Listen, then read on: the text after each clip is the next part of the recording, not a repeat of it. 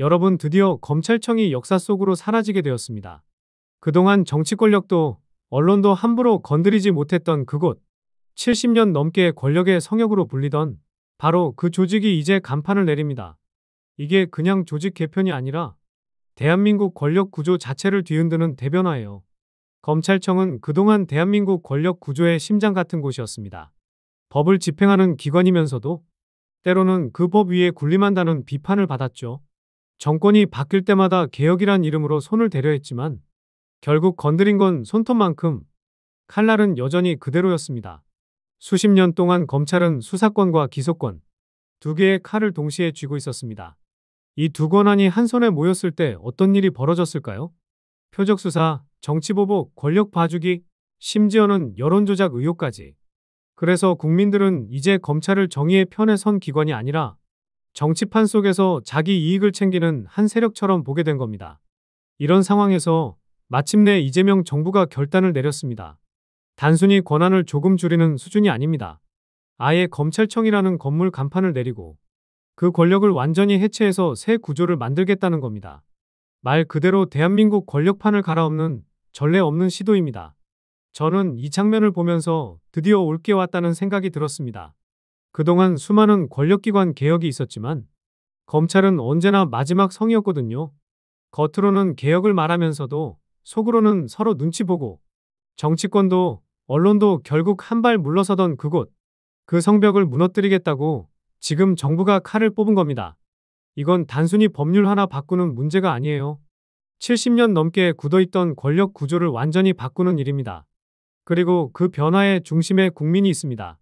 수사받는 사람의 이름이 권력자든 재벌이든 검찰이 마음대로 재단하고 결정하던 시대를 끝내겠다는 겁니다. 저는 이재명 정부의 이번 결단이 단순한 제도 개편이 아니라 대한민국 민주주의의 업그레이드라고 봅니다. 정치 보복도 봐주기 수사도 표적 수사도 불가능한 구조를 만드는 것. 이게 진짜 국민을 위한 사법 시스템이라고 믿습니다. 물론 반대도 많겠죠. 기득권을 내려놓으라는 건데 가만히 있겠습니까? 하지만 역사는 늘 저항을 뚫고 앞으로 나아갑니다. 이번 개혁, 저는 반드시 성공해야 한다고 생각합니다. 8월 13일 청와대 영빈관 국정기획위원회 국민보고대회가 열렸고 이해식 국정기획위 정치행정분과장이 단상에 올라 이렇게 선언했습니다. 그간 표적수사 등으로 권한을 남용해온 검찰청을 폐지하겠습니다. 그리고 공소청과 중대범죄수사청으로 수사와 기소를 분리하겠습니다. 회의장 안이 순간 조용해졌다가 술렁였습니다. 검찰청 폐지라는 말이 공식 석상에서 나온 건 이번이 처음이었거든요. 그동안 개혁이라고 해도 권한 축소 정도였는데 이번엔 아예 간판 철거입니다. 이재명 정부의 검찰개혁을 응원하시는 분들은 구독과 좋아요 한 번씩만 부탁드립니다. 이번 개혁안의 뼈대는 세 가지입니다. 첫째, 수사 기소 완전 분리? 앞으로 수사는 중대범죄수사청, 중수청이 전담합니다. 부패, 경제, 공직자, 선거, 방위사업, 대형 참사, 내란, 외환 같은 중대 범죄까지 모두 맡게 됩니다. 기소와 법정 공소 유지, 영장 청구는 공소청이 전담합니다. 둘째, 법무부 탈검찰화.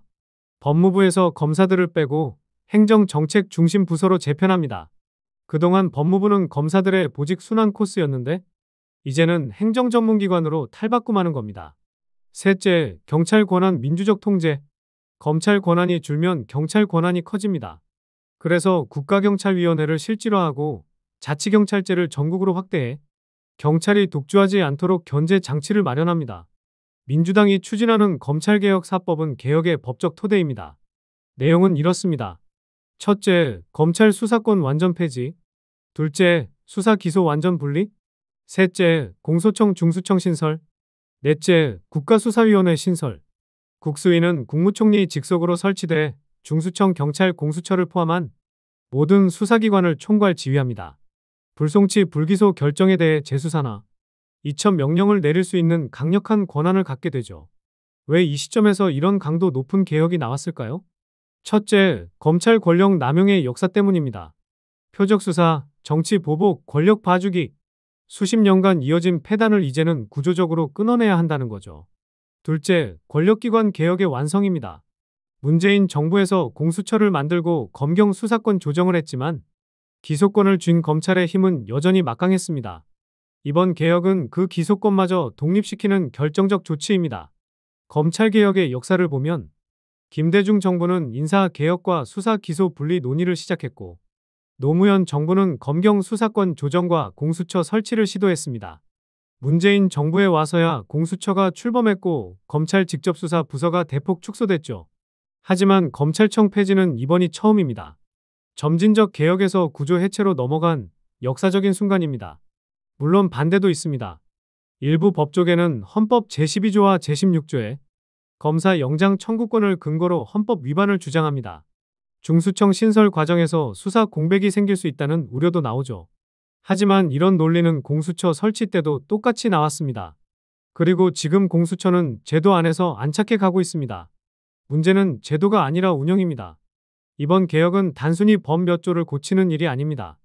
70년 넘게 같은 방식으로 굳어있던 권력의 판을 새로 짜는 큰 공사예요. 검찰이 정치판 속에서 눈치 보며 움직이는 조직이 아니라 국민 편에서 법을 지키고 정의를 세우는 기관으로 다시 태어나게 하겠다는 겁니다. 그리고 이번 변화는 검찰만 바꾸는 게 아닙니다. 중앙 정부에만 몰려있던 힘을 지방으로 나누고 지역 경찰이 자기 지역 일을 책임지는 자치경찰제를 넓히고 마을 주민들이 직접 의견을 내고 결정하는 풀뿌리 민주주의도 키우겠다는 계획입니다. 쉽게 말해 높은 곳에만 있던 권력을 아래로 내려서 국민 한 사람 한 사람이 더 큰 목소리를 낼 수 있게 하자는 거죠. 그래서 저는 이번 개혁을 보면서 단순히 제도 하나 바꾸는 문제가 아니라고 생각합니다. 이건 앞으로 우리 아이들과 손주들이 살아갈 대한민국의 틀을 다시 만드는 일입니다. 검찰이 더 이상 정치에 휘둘리지 않고 법과 원칙대로만 움직인다면 정권이 바뀌어도 누구든지 공정하게 법 앞에 설 수 있는 나라가 되는 거죠. 물론 이런 변화는 쉽지 않습니다. 기득권을 내려놓는 걸 좋아할 사람은 없습니다. 반발도 크고 발목을 잡으려는 시도도 분명 있을 겁니다. 하지만 역사를 돌아보면 정말 필요한 변화일수록 저항이 심했습니다. 그걸 뚫고 나가야 다음 세대가 더 나은 나라에서 살 수 있습니다. 이번 이재명 정부의 결단이 바로 그 길을 여는 첫걸음이라고 저는 믿습니다. 그리고 이 길이 끝까지 이어져서 국민이 진짜 주인인 나라가 완성되기를 바랍니다. 여러분들은 검찰개혁 어떻게 생각하시나요? 여러분들의 생각을 댓글로 남겨주세요. 오늘 소식은 여기까지입니다. 앞으로 더 깜짝 놀랄 뉴스를 전달드릴 테니 구독과 좋아요 한 번씩만 부탁드립니다. 시청해주셔서 감사합니다.